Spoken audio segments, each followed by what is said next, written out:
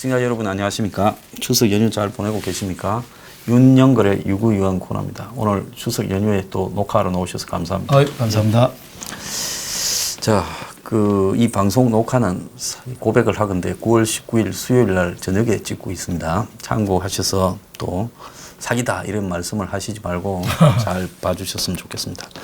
자, 북한에 간다고 방송을 뭐 한 열흘씩 막 일주일씩 해대고 막 지난주 내내 도배를 했는데 지지율을 보면 뭐 그래도 내리갔다 할 수는 없어서 그러는가 1% 올랐다. 뭐 0. 몇 % 올랐다는 게 대부분이고 또 일부는 조금 0. 몇 % 내려갔다. 그래서 내려가는 게 멈췄지. 북한 이슈를 저렇게 도배를 하는데 뭐 지금 옛날 같으면 한 70% 또 올라가야 되는데 그렇죠. 이제 안 올라가고 있어요. 네.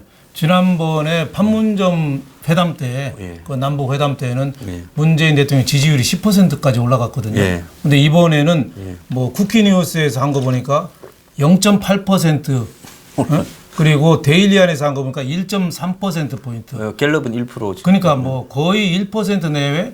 그러니까 어떻게 보면은 방송에서 한 열흘 전부터 그 방송사에 협조 요청을 좀 했다고 그래요. 뭐 명령은 아니고 협조 요청입니다. 그리고 신문 일면에 사진이 똑같아요. 10개가 이렇게 그 무게차 타고 퍼레이드 하는 장면 그 사진을 전부 일면에 똑같이 깔았더라고. 그래서 제가 보기에는 이 북핵 협상이 좀 오래 진행됐는데 이번에 뭔가 좀 쌈박한 게 좀 나왔어야 되는데 그거에 비해서 예상치에 그렇게 벗어나질 못했다.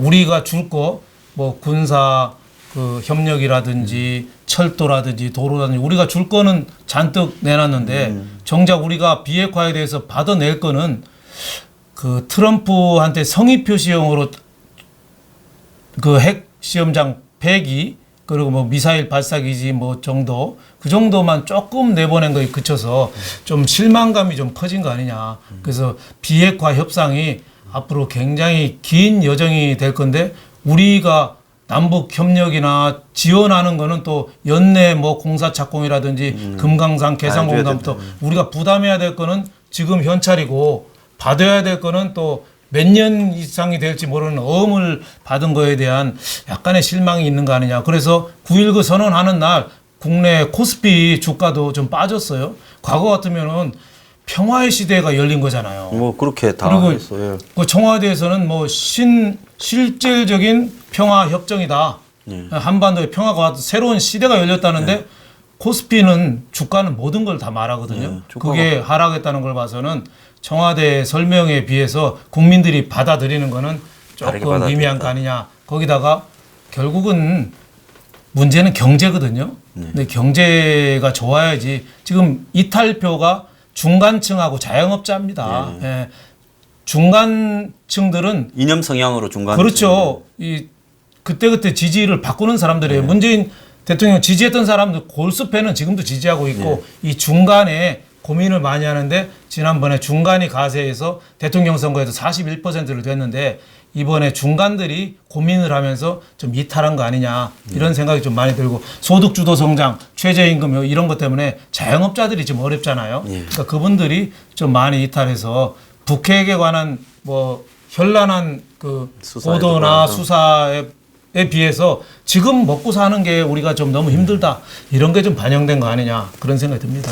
자, 그러면 이제 북핵이라는 그야말로 뭐 언론들이 협조하면서 사실은 며칠 동안 좀 부정적인 표현을 한 사람이 거의 없었어요. 제가 방송에 가서 그냥 제 평소 하던 대로 이야기를 하니까 굉장히 당황하더라고요. 그러니까 얼마나 언론들이 압박을 좀 느끼고 있었느냐 그걸 보여주는데 근데 요즘 좀 언론인이셨지만은 좀 해도 좀 너무하지 않습니까?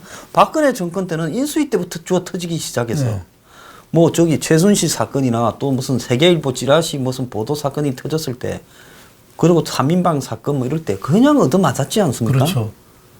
그런데 요즘은 이 정권에 대해서 언론들이 너무 겁을 내요. 눈치를 많이 보죠. 특히 방송사들은 뭐 주요 경영진들하고 보도 편집 이쪽이 새 정부 들어와서 다 바꿨잖아요. 그분들이 또 뭐 적폐청사 차원에서 또 여러 가지 또 방송사 안에서도 활동하고 또 방통위에서 또 종편도 그렇고 공중파도 그 평가를 내려서 인허가 취소까지 할 수 있잖아요.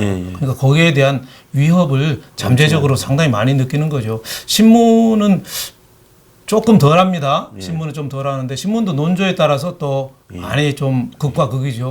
그래서 저는 집에서 신문을 5개 보고 있는데 균형적인 사고를 취하려고 5개를 보고 있는데 그래도 마음에 안 드는 신문도 좀 있긴 합니다만은 그래도 그걸 좀 들어야 되는데 지금 청와대나 이쪽은 이 불편한 소리에 대해서 굉장히 좀 거부감을 오는 게 아니냐. 제가 아까도 뭐 일부에서 얘기했지만 촛불은 혁명이다. 이 생각을 하기 때문에 거기에 반대하는 세력은 다 반혁명 분자가 되는 거예요. 자기의 반대는 왜 반대할까? 이게 귀를 기울여서 들어야 되는데 반혁명 분자가 되니까 대화가 안 되는 거죠. 그리고 남북 대화도 저는 뭐 바람직하기는 봅니다만은 송나라가 중국 송나라가 1억 800만 명의 인구가 있었거든요. 세계 최강이에요. 그때 송나라가 그 저기 뭐 항주, 그다음에 가이펑이 수도였지 않습니까? 북송 때는 개봉 이런 데가 뭐 세계적인 도시고 항주는 세계에서 제일 크다. 항주. 송나라에서 생산되는 철강이 세계 전체에서 생산된 철강보다 많을 정도로 강국이었는데 1억 800명짜리 나라가 100만 명도 안 되는 몽골하고 거란 금나라한테 시달리다가 결국 망해버렸잖아요. 그래서 이번 우리나라도 좀 송나라 송의 눈물이라는 책을 보니까 우리가 더 좀 불안한 게 송나라가 평화를 돈 주고 샀거든요. 첫째. 그렇죠. 배상금 주고 돈으로 자꾸 달래려고 그랬어요. 그러다 보니까 그 돈으로 받은 몽골이나 거란이 오히려 더 강국이 돼가지고 총칼 사서 쳐들어왔거든요. 두 번째는 고정 간첩이 송나라 재상이라는 사람이 진회라고 고정 간첩했어요. 그래서 승리한 장군이 귀환하면은 그걸 역적으로 몰아서 죽이고 그랬어요. 그때 이제 주전파하고 그렇죠. 조합파가 싸움이 붙었죠. 남송일 때, 항주가 수도일 때. 그렇죠. 그래갖고 이제 거기서 싸움이 붙어서 이제 주변에 돈을 주고 뭐 이렇게 해서 떼우고 넘어가자라는 조합파하고 아니다 북벌을 해서 싸우자라는 주전파가 대립을 했는데 그때 진해라는 놈이 그렇죠. 고정 간첩이 또 세 번째는 송나라가 오락가락 외교를 했어요. 금나라, 몽골 이쪽에 한쪽 손잡고 한쪽 뒤통수 주고 이 다른 쪽에서는 또 몽골하고 손잡고 또 거꾸로 하고 하다 보니까 금나라, 몽골 이쪽에서 다 어떻게 보면 신뢰할 수 없는 신용을 잃은 거죠. 그래서 송나라가 망한 게 평화를 돈 주고 살려고 그랬다. 또 세 가지입니까? 고정 간첩. 내부에 고정 간첩이 있었다. 잘 들으세요. 고정 간첩. 세 번째는 외교, 줄타기 외교를 오락고락 하다 보니까 신용을 잃었다. 그런 의미에서 우리나라도 지금 잘된 방향으로 가길 바라지만은 송나라의 눈물 그게 우리랑 비교하면은 우리도 좀 자칫 그런 오류에 좀 빠질 수도 있다. 자칫 함정에 빠질 수도 있다. 우리도 지금 돈을 주고 평화를 사는 거 아니에요? 또 오락가락 지금 또 줄타기 외교를 좀 중국, 미국 사이에서 또 뭐 어렵긴 하지만 또 하고 있죠. 또 우리도 어떻게 보면 북한에 공산당에 협조하는 그런 세력들이 남한에도 또 많은 거 아니에요. 그래서 송의 눈물이라는 책을 읽어보고 우리도 좀 상당히 좀 반성해야 되고 앞으로 나아갈 길이 많다 이런 생각이 들었습니다. 그래서 제가 그 말씀을 하시니까 한 7, 8년 전에 중국의 항주를 갔다가 그 서호변에 큰 무덤이 하나 있어요. 요거 누구 무덤이냐 하니까 악비라는 남송의 장군 무덤이에요. 그 아까 말씀하신 간신 진해가 금나라를 상대로 송이 맨날 전쟁에 졌는데 싸울 때마다 이긴 사람이 악비 장군이에요. 그래서 이 사람이 이 왕실에다가도 말을 안 듣고 무슨 소리냐 이게 나라냐 싸우자 이길 수 있다 내가 싸우겠다 하니까 진해 등이 모여서 간신들이 죽여버렸잖아요. 그래서 지금 진해의 묘지도 그 근처에 있는데 진해의 묘지는 전부 지나가면서 오줌 싸거나 침을 뱉고 악비의 묘에는 전부 다 묵념을 하고 간다는 거예요. 역사에. 맞습니다. 그래서 이 송이 보면 주자학이 송에서 나왔잖아요. 그렇죠. 그게 조선에 와서 승리하게 됐잖아요.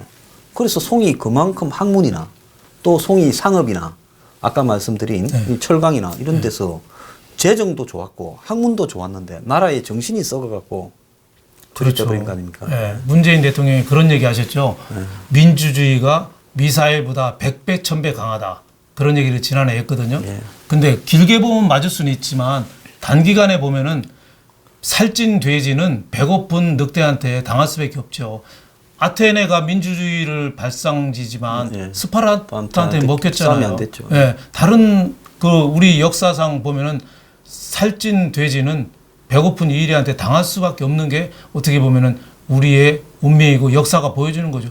과거에 그 체인벌린 영국 수상이 1938년 9월 베를린 그러니까 협상. 지금부터 80년 전에 메넨 가서 협정 메넨 맺었잖아요. 협정이네. 예, 체코슬로바키아를 독일의 일부를 줄 테니 우리 평화협정 맺자. 그 프랑스하고 자매해서 할 때 체인벌린이 그 평화협정 그 공항에서 들고 흔들면서 내렸어요.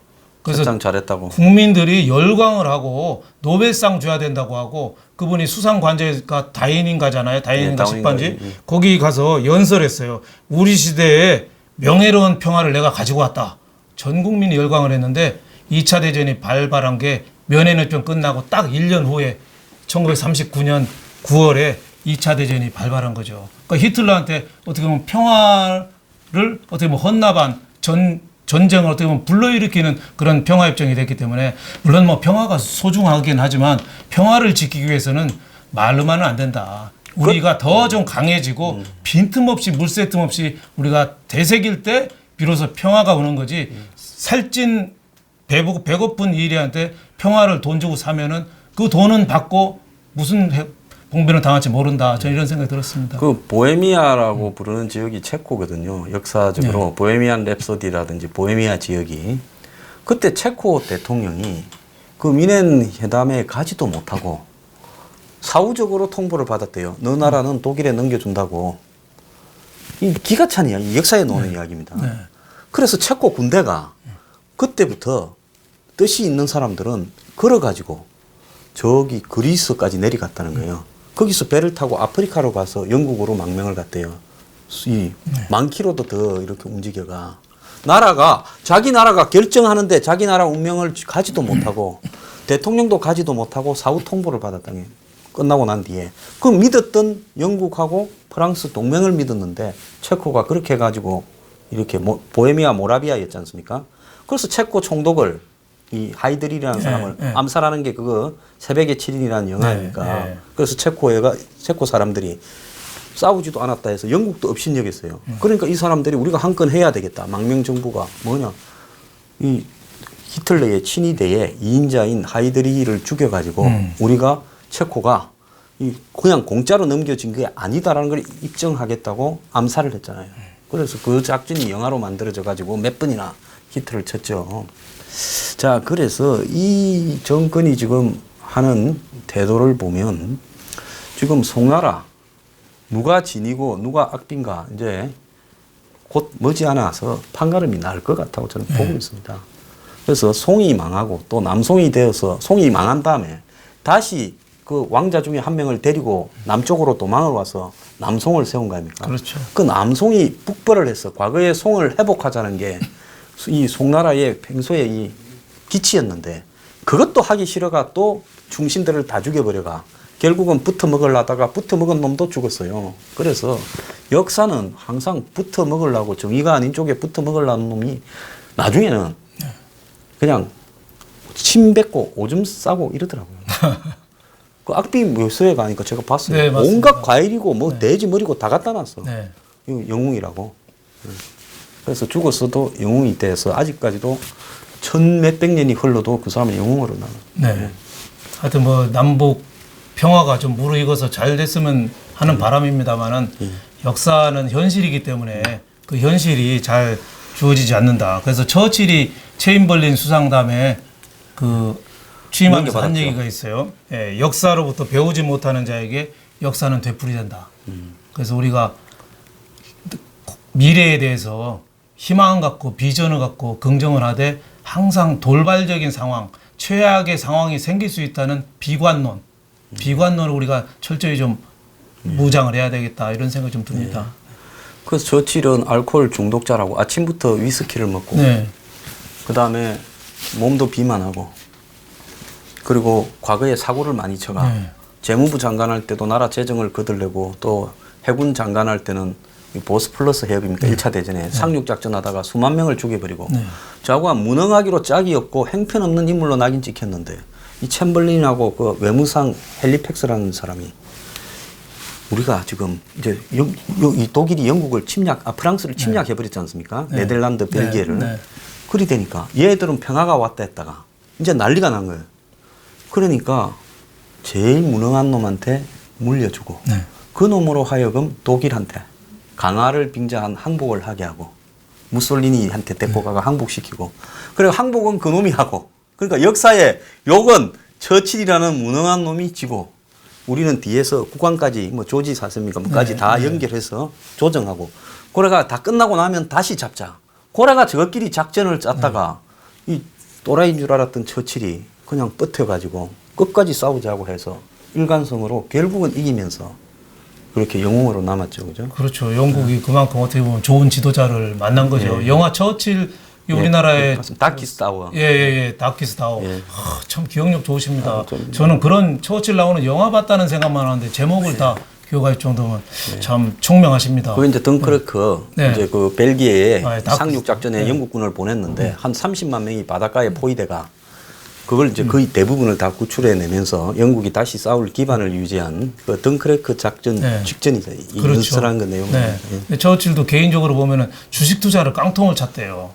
그 저칠만 한 게 네. 아니라 아이삭 뉴턴도 네. 사우스비라는 회사에 네. 식민지 회사에 투자했다가 만류 인력을 발견한 뉴턴이 네.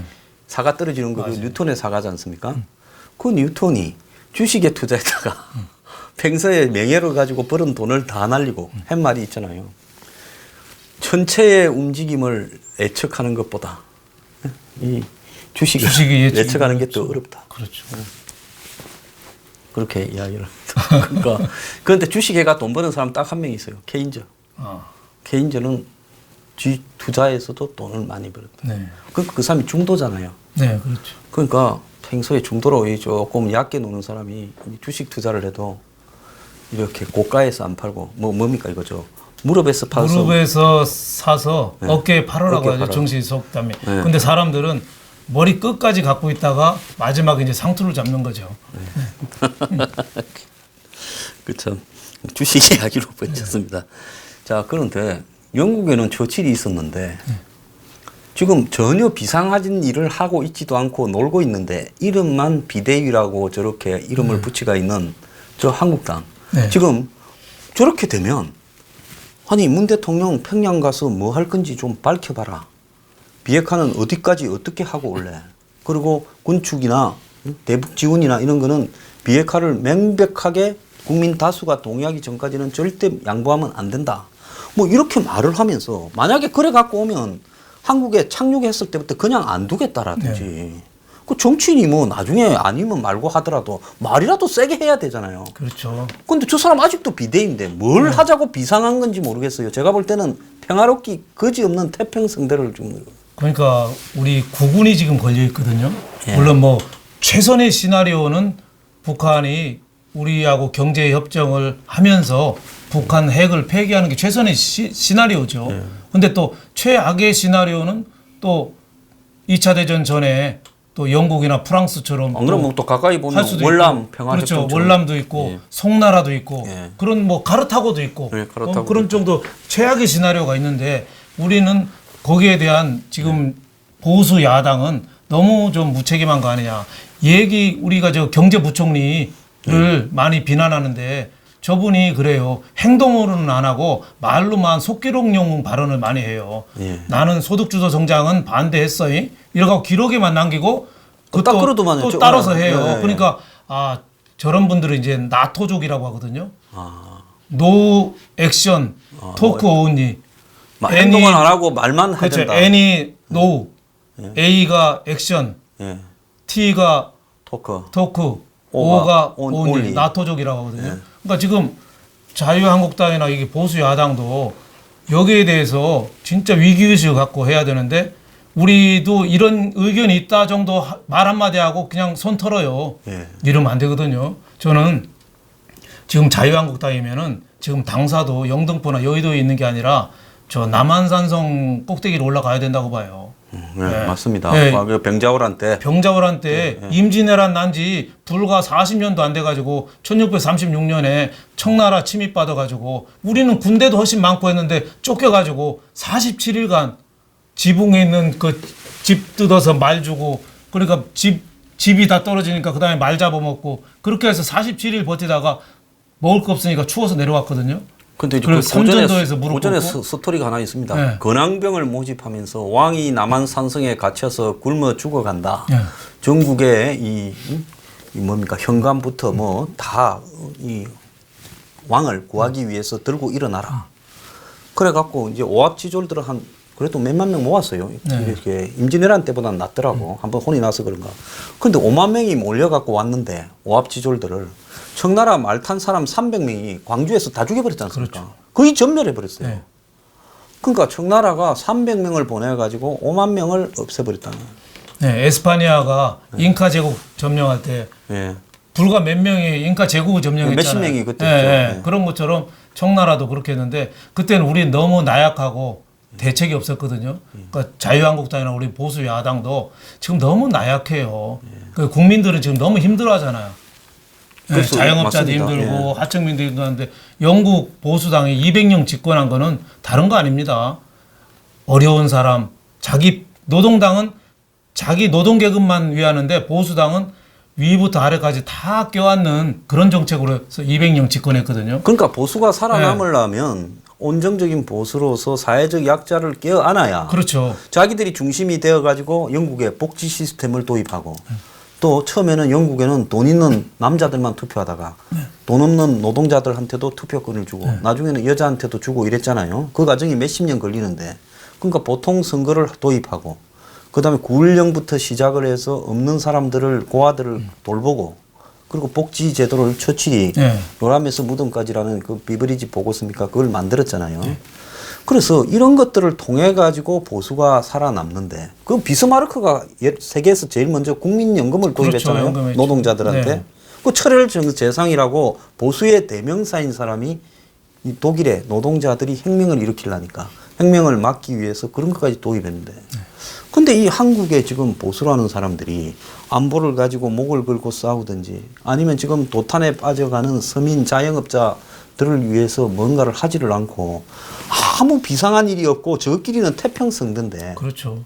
지금 특히 정부가 북한 핵 문제도 그렇고 지금 경제에 대해서는 시장을 무시하는 대책 이것 때문에 경제가 더 나빠지고 있거든요.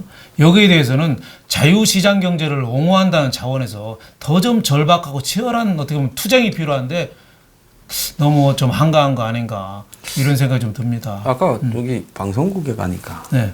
앵커가 어제 저녁에 집 앞에 호퍼집에 맥주를 한 잔 하러 갔더니만 이 한국당의 유력한 의원 한 명하고 또 전직 대선 후보였던 유력한 탈당했던 의원 한 명하고 또 요즘 텔레비에 사회를 이렇게 하는 한국당 쪽에 한 명하고 세 명이서 앉아서 몇 시간을 호프집에서 백맥주를 마시고 있더라.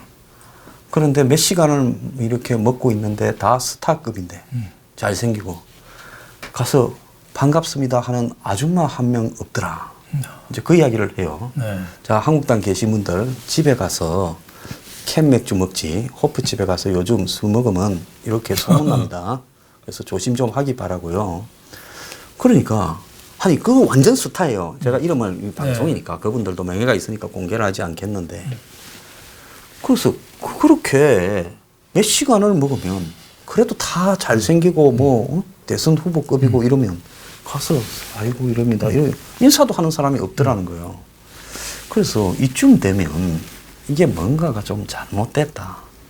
그러니까 저녁에 끼리끼리 모여서 호퍼 마시지 말고 옛날 같으면 룸살롱에서 양주라도 좀 이렇게 땡겼을 건데 요즘은 주머니도 없고 그런지 모르겠지만은 이럴 때가 아니라 지금 술 먹을 때가 아니라 이 투쟁을 해야 될 때 아닙니까? 그렇죠.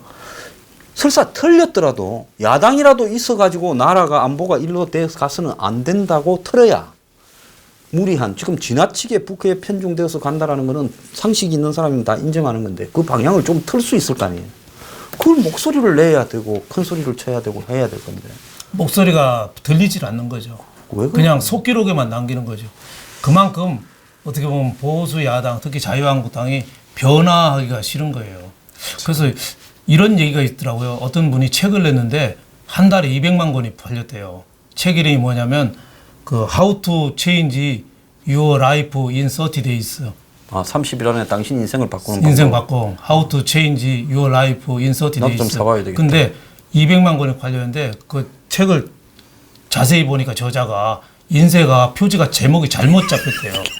How to Change Your Life가 아니라 How to Change Your Wife in 30 Days에서 그럼 불가능한 이야기인데. 당신의 와이프를 30일 안에 바꾸는 법 해가지고 그렇게 만약에 썼으면 아무도 안 사봤을 한 거야. 달에 200만 권 팔렸는데 그 잘못돼서 그 제목을 원래대로 라이프로 바꿨대요. 그랬더니 2달에 3권 팔렸대요. 그렇죠. 예, 그럴 정도로. 그거는 책을 안 사봐도 다 아는 거예요. 그러니까 사람이 자유한국당도 남 바꾸는 것만 신경 쓰지 자기 스스로 좀 바뀌어야 되고 환골탈태를 해야 되는데 자기는 하나도 안 바뀌는 거예요. 기득권도 포기하지 않고 모든 걸 다.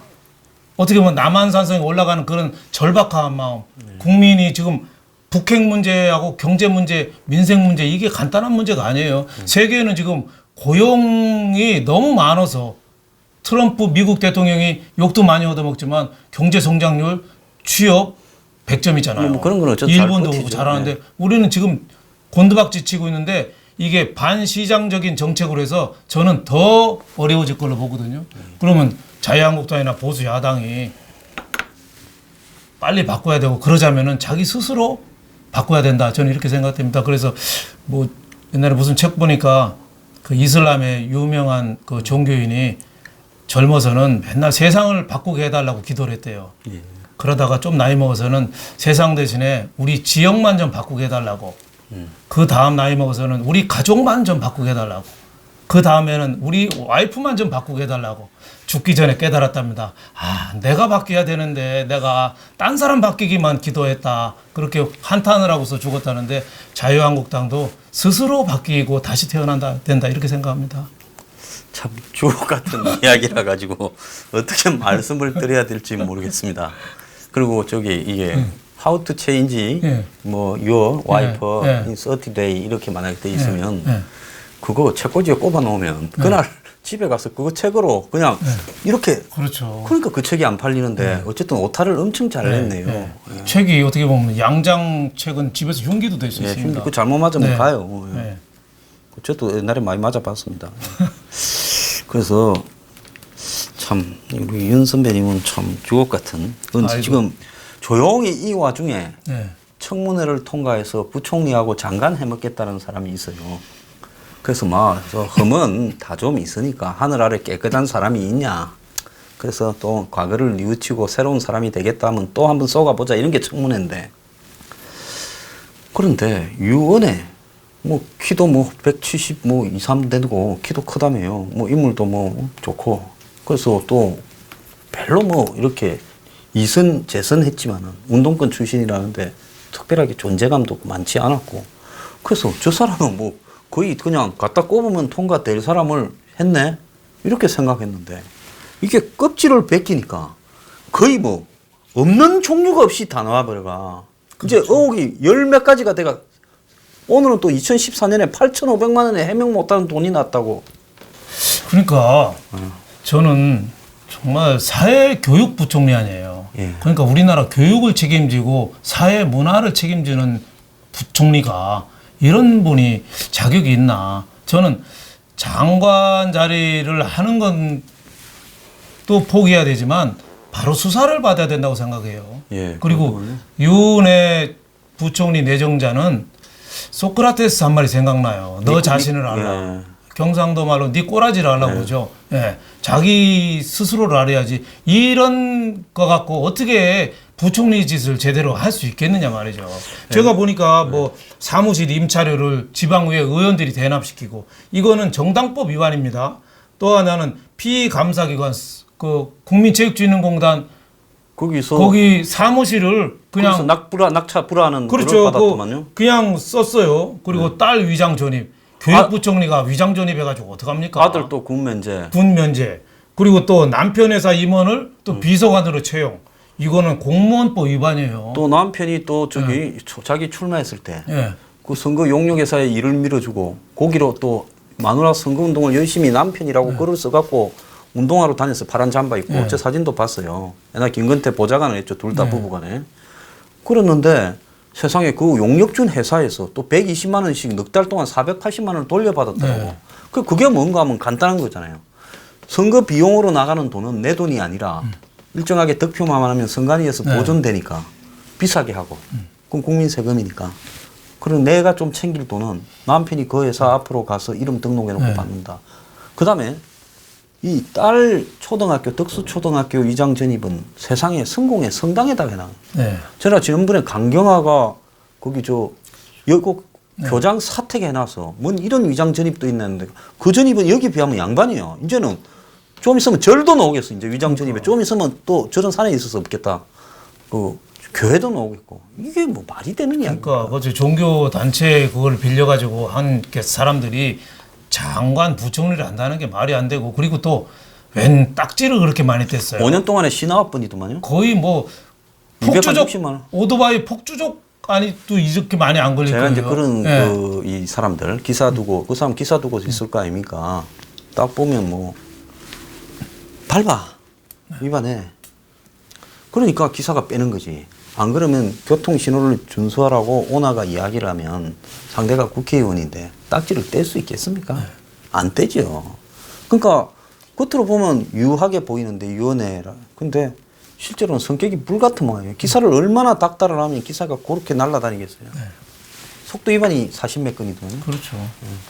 그러니까 교육부총리로는 너무나도 좀 안 맞는 분이라 문재인 대통령이 개각한 내용 중에 어떻게 보면 최고 좀 문제가 있는 분 아닌가 이런 생각이 좀 듭니다. 그래서 자기 대통령하고 옛날에 인연이 있다고 그래서 뭐 과거에 아버지 산재 뭐 했는 말인데 그런 얘기를 좀 청와대도 좀 귀담아 들어야 되지 않느냐. 국민청원도 지금 굉장히 많이 올라오고 있거든요. 그래서 지금 현재 북한 쇼에 다 이 신경이 쓰여 있는 동안에 그냥 현역 의원 중에 여태까지 낙마한 사람 하나 없다고.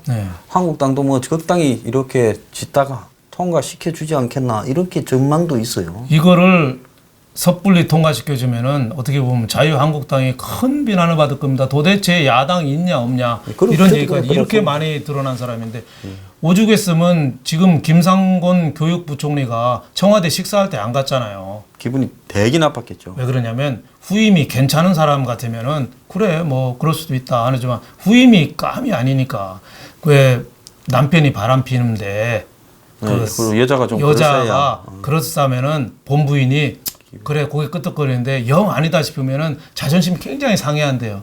그런 심리도 뭐 제가 뭐 비유는 적절한지 뭐 방송용으로는 괜찮은지도 모르겠습니다만은 김상곤 교육부총리가 빈정이 뒤집어지는 거죠. 그래서 유은혜 부총리는 제가 보니까 자격이 안 돼서 소크라테스 말 너 자신을 알라 이런 말을 숙지하면서 스스로 사퇴하는 게 정답이라고 봅니다.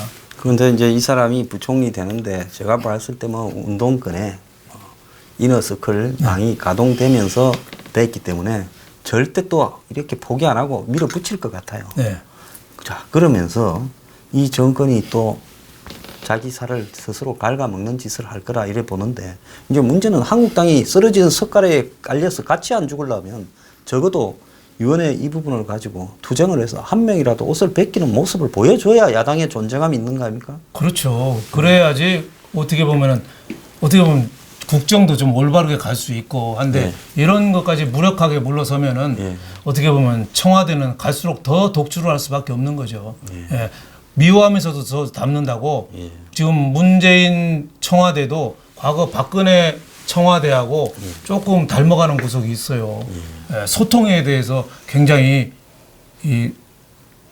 제대로 못하고 있어요. 북한하고 하는 소통만큼 야당하고 소통하거나 국민하고 소통하면 엄청 칭찬받을 것 같아요. 기자회견 똑같이 잘 안 해요. 그리고 반대하는 사람 얘기 안 들어요. 그리고 자기 세력, 파벌 이쪽만 하고 있거든요. 요즘 뭐 보수 유튜브에서 뭘 한다고 이제 보수 유튜버를 법을 정해갖고 그런 굉장히 위험한 발상이죠. 그래서 이거 저 한번 해봐라 그런 생각도 듭니다. 오히려 더 키워줘야지 보수 유튜브를 기존 방송이 어떤 환경이 있길래 보수 유튜브가 이렇게 이렇게 각광을 되네요. 받느냐. 이 원인부터 분석을 해야죠. 기존 방송에서 제 얘기를 못하니까 국민들의 욕구는 커지고 하니까 보수 유튜브로 오는 거 아니에요? 원래 그 네. 여기 이 지하 시장이 생기는 게 네, 그렇죠. 기존에 지상에 있는 시장이 제 역할을 못 할 때 사람들이 다 지하로 내려와서 지하 시장을 하는 거 그렇죠. 아닙니까? 미국이 금주법 술 먹지 못하게 금주법 만들으니까 마피아가 더 커진 예, 것처럼 뭐 유튜브를 마피아라고 제가 비교하는 건 아, 아닙니다만 우리는 이 마피아라고 생각하고 기존 싸우고 시장을 눌러놓으니까 이쪽이 자꾸 커지는 거예요. 맞습니다. 그리고 앞으로도 더 커질 거예요. 왜? 억지로 한쪽을 누르니까 풍선 효과가 나는 거죠. 그런 면에서 좀 소통 부족이 상당히 아쉽죠. 많이 좀 듣고 고치고 해야 되는데 옳은 얘기를 좀 안 들으려고 그러니까 예. 그런 문제가 좀 나오는 거 아니냐. 좀 반시장적인 정책들, 과거에 대해서 너무 좀 함몰되어 있어서 미래를 좀 못 본다든지. 지금 국민연금 같은 경우는 우리나라 뭐 600몇 조 우리나라 노후 자금을 하고 있는데 거기 이사장이라는 분이 국회의원 떨어진 분이에요. 그분의 최고 관심사는 다음에 국회의원 출마하는 거예요. 전주 지역에서. 국민연금이 전주에 네, 있거든요. 전주 있죠.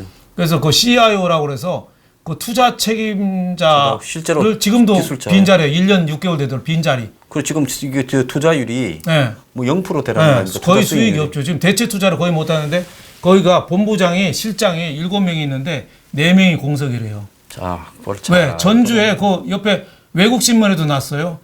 그 돼지 똥냄새 나는 사무실이 거기 옆에 있어서 거기 안 간다고. 보통 돈을 네. 수백조 투자하려는 사람은 여의도 한복판에 앉아갖고 그렇죠. 날고 기는 세계적인 펀드 매니저 이런 사람을 데려놔야 수익이 나오는데 기술자가 왜 기술자겠어요? 그런데 전주에다가 근무하라고 하면 그 세계적으로 연봉 수십억씩 받던 사람들이 월급도 작고 돼지 냄새 나는데 누가 가서 그 축산단지 옆에 있는 혁신도시라고 새로 이렇게 한 게 그 옆에 원래 돼지 많이 키워요. 그렇죠. 제가 그 농업경영연합회 사무총장 출신이라서 그런 거 좀 알지 않습니까? 그 돼지 많이 키우는데 그거 가서 하는데 참 이런 모습들을 보면서 제가 옛날에 고등학교 다닐 때인가 네. 에로 영화 제목이 하나 있었습니다. 에마 부인요? 아니요. 불나비는 황혼에 슬피운다. 굉장히 야할 것 같습니다. 그렇지 않은데 네. 오수빈가 나왔을 거예요. 네. 그래서 오수빈은 그래도 에로 출이 나오는 배우 중에 좀 괜찮았던 네. 분으로 기억을 합니다. 그런데 이제 그걸 보면서 어떻게 이렇게 철학적으로 짓냐 생각이 들었어요. 헤겔의 그 이야기 중에 네. 미네르바의 부엉이는 황혼에 그렇죠. 예. 뭐 나른다. 난다. 뭐 그래서 내가 이 에로 영화 감독이 헤겔을 공부하는 철학자가 아닌가 이런 생각을 했어요. 그래서 분화비가 뭐 황혼에 슬피 울거나 말거나 부엉이가 이 저녁 해 다질 때 나르거나 이게 뭘 뜻하는 겁니까? 진실에 대해서 다 망해서야. 그렇죠. 때가 다 지나서 이제 망해가지고 깜빵 가기 전에야 내가 그러지 말았어야 하는데라는 각성이 온다 이거 아니겠습니까? 그렇죠. 예. 그래서 이 정권을 보고 제가 그 에로 영화 제목이 생각이 나요. 그래서 좀 빨리 좀 소통도 하고 잘못된 건 깨우치고 해야 되는데 너무 좀 그런 게 좀 약하지 않느냐. 반대하는 세력은 정권에 반대해서 귀를 담아들을 건 들어야 되는데 오히려 그 촛불 혁명에 반한다. 이렇게 생각해서 적폐로 몰아버리는 그런 게 있어서 우리가 좀 그런 면에서 좀 발전하기가 좀 어렵지 않느냐 이런 걱정이 좀 많이 됩니다. 윤 선생님하고 저하고 이렇게 추석 특집까지 하면서 죽으라고 이런 충고를 해봤자 저 사람들은 어느 집 개가 짖느냐 이렇게 생각할 겁니다. 그렇죠. 그래갖고 이제 부엉이가 되거나 불나비가 되거나 둘 중에 하나가 운명일 것 같아요. 부엉이라고 하니까 문 대통령 지지 모임이 옛날에 부엉이 뭐 올빼미 모임 그렇죠. 네. 그것도 이게 좀 소름 끼치는 그런 공통점이 있네요. 그래서 아무리 말해도 사람이 말귀를 닫으면 분합이나 부엉이만큼 미련하다고 저는 보고 있습니다. 오늘 나와주셔서 감사합니다. 아유, 감사합니다. 감사합니다.